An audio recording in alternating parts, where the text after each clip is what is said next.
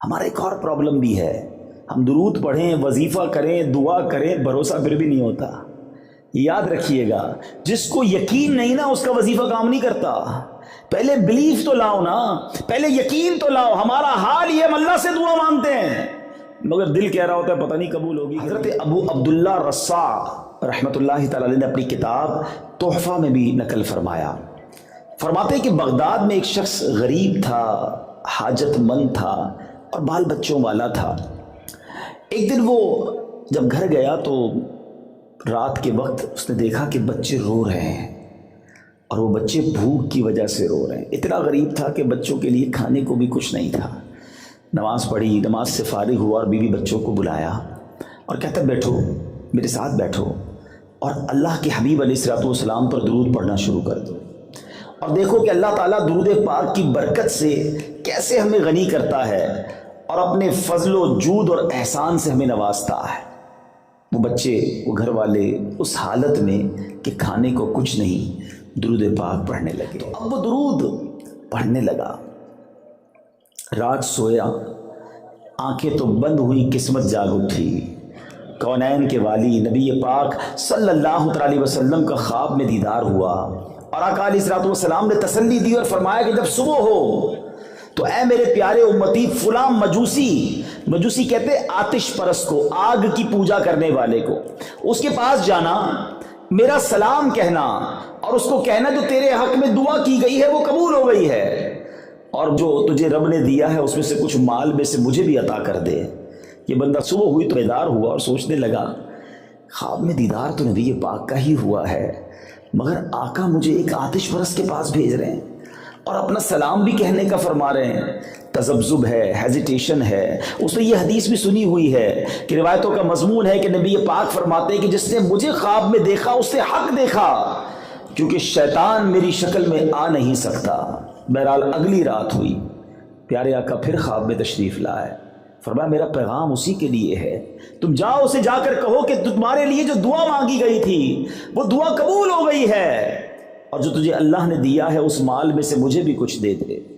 وہ مجوسی کے بارے میں جب معلوم کیا گیا تو پتہ چلا وہ تو بڑا مالدار ہے، پورے شہر میں مشہور ہے۔ یہ بندہ ڈھونڈتے ڈھونڈتے اس کے گھر پہنچا، گھر میں بڑا رش لگا ہوا تھا، کافی سارے بزنس کمیونٹی کے لوگ آئے ہوئے تھے، بڑا تاجر تھا، کاروبار کرتا تھا۔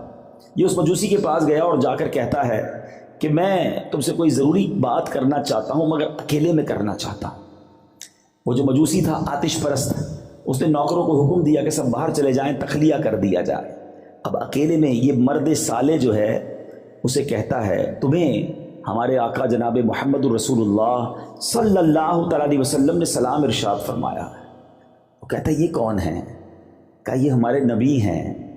کہ تم جانتے نہیں میں تو مسلمان نہیں ہوں، میں نے تو اسلام قبول نہیں کیا اور میں ان کو جانتا بھی نہیں، انہوں نے مجھے سلام کیسے فرمایا ہے؟ اس کا صرف سلام نہیں فرمایا، یہ بھی فرمایا ہے کہ تمہارے لیے جو ایک دعا مانگی گئی تھی وہ قبول ہو گئی ہے، اور تمہیں جو اللہ نے مال دیا ہے اس میں سے مجھے کچھ دے دو۔ وہ مجوسی کہتا ہے تمہیں معلوم ہے وہ دعا کیا تھی؟ کہتا نہیں مجھے تو نہیں پتا کیا دعا تھی۔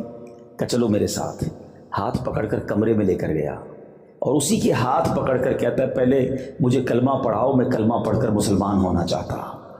رائٹ اوے اشہد ان لا الہ الا اللہ واشہد ان محمدن عبدہ ورسولہ، وہ کلمہ پڑھ کے مسلمان ہوا۔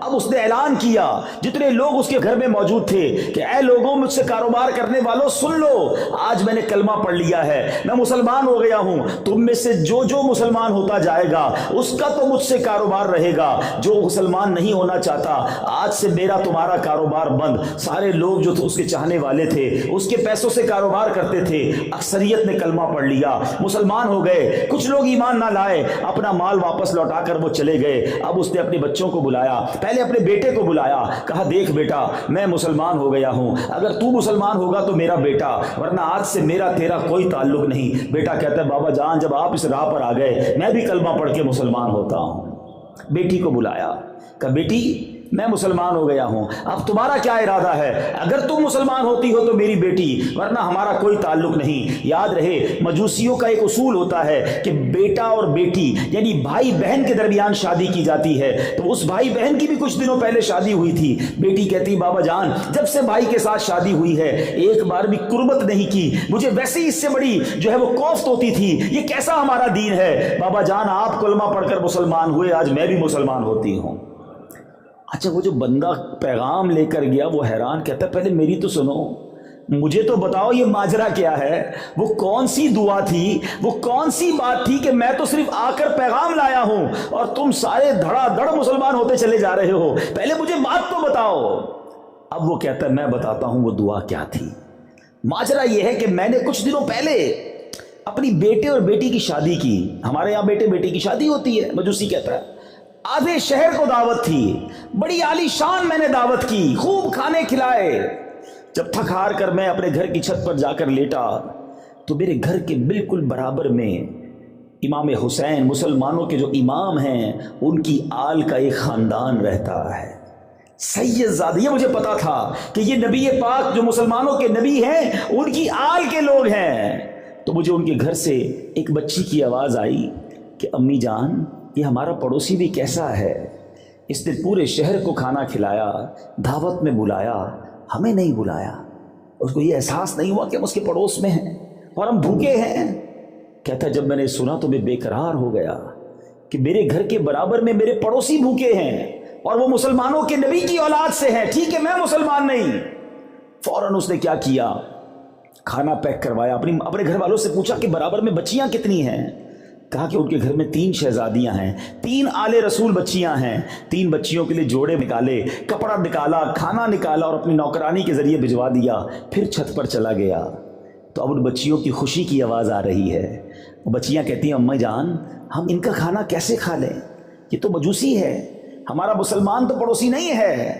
تو کہا ایسا کرتے ہیں کہ کھانا کھانے سے پہلے، اس کے تحفے کو قبول کرنے سے پہلے ہم اللہ کی بارگاہ میں دعا کرتے ہیں۔ پہلے تو یہ دعا کرتے ہیں کہ اللہ ہمارے مجوسی پڑوسی کو ایمان نصیب کر دے۔ اے اللہ ہم اپنے نانا جان کی بارگاہ میں سفارش کرتے ہیں کہ یا رسول اللہ ہمارے پڑوسی نے ہماری مدد کی ہے، قیامت کے دن آپ بھی اس کی شفاعت کیجئے گا۔ وہ مجوسی کہتا ہے اس دن سے وہ دعا میرے کانوں میں گونج رہی تھی، اور آج تم یہ پیغام لے کر آئے ہو کہ نبی پاک نے مجھے سلام بھیجا ہے اور انہوں نے فرمایا ہے کہ میری دعا قبول ہو گئی ہے، اس لیے میں فوراً مسلمان ہو گیا۔ آج مسلمان ہو گیا ہوں اور مجھے امید ہے ان بچیوں کی دعاؤں کے صدقے قیامت کے دن نانا جان کی شفاعت بھی مجھے نصیب ہو جائے گی۔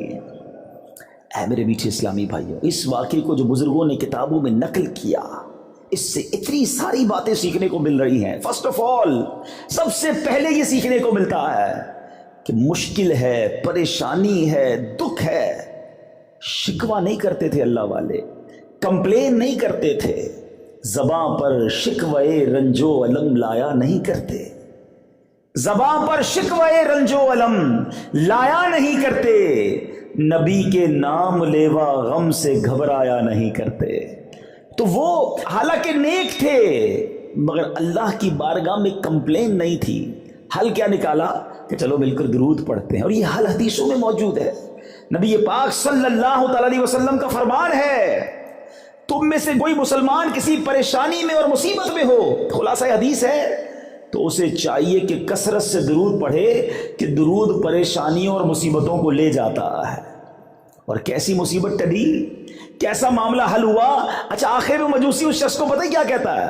کہتا تم نبی پاک کا پیغام لائے ہو، میں نے آدھی دولت اپنے بچوں کے نام کر دی تھی، آدھی اپنے پاس رکھی تھی، اب بچوں میں تو اسلام نے جدائی کر دی، اب یہ میاں بیوی نہیں رہ سکتے، اب سنو یہ آدھی دولت میں تمہیں دیتا ہوں، یہ اپنے لیے لے جاؤ، اللہ کی راہ میں لے جاؤ۔